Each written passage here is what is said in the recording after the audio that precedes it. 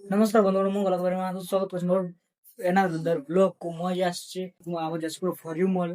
ତ ଚାଲନ୍ତୁ ଦେଖିବା କ'ଣ କ'ଣ ସବୁ ଜିନିଷ ଅଛି। ଚାଲନ୍ତୁ ଏଠି ଆଜ୍ଞା ବାହାରେ ଲେଖା ହେଇଥିବ for you your everything store. ଆସିଲା ଗୋଟେ ବଣା ହେବେ ନାହିଁ ଆଉ ଏ ସାଇଡରେ ତ ମ୍ୟାଗି ଲାଛା ବିସ୍କୁଟ କେତେ କିସ ରଖା ହେଇଥିଲା।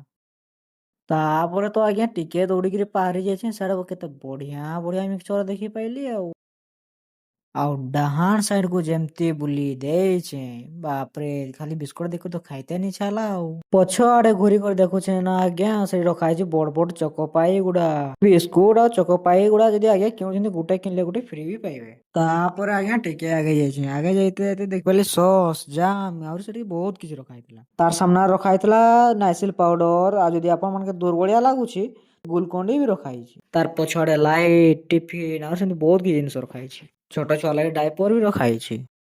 ତାର ଆଗକୁ ରଖା ହେଇଛି ଗୁପଚୁପ ପାମ୍ପଡ ଆଉ ଏଗୁଡା ତ କିସ ଗୁଡା ମତେ ଜଣା ପଡୁନି ଏଟା ଆପଣ ମାନେ ହିଁ କମେଣ୍ଟ କରନ୍ତୁ। ଟିକେ ଆଗକୁ ଆସିଲା ପରେ ଏଠି ଆପଣ ପାଇପାରିବେ ଚିନି ବିଭିନ୍ନ ପ୍ରକାର ଡାଲି ଚାଉଳ ଚୁଡା ଲଙ୍କା ଇତ୍ୟାଦି ସାମଗ୍ରୀ। ଏଠି ଆପଣ ଅଟା ମଧ୍ୟ ପାଇପାରିବେ। ମୁଁ ମୋର ଦିଟା ବିସ୍କୁଟ ନେଇକରି ପଳେଇ ଆସିଲି। ଆଜିକାର ଏହି ବ୍ଲଗରୁ ନଉଛି ମୁଁ ବିଦାୟ ରହିଲି ଧନ୍ୟବାଦ ଜୟ ଜଗନ୍ନାଥ।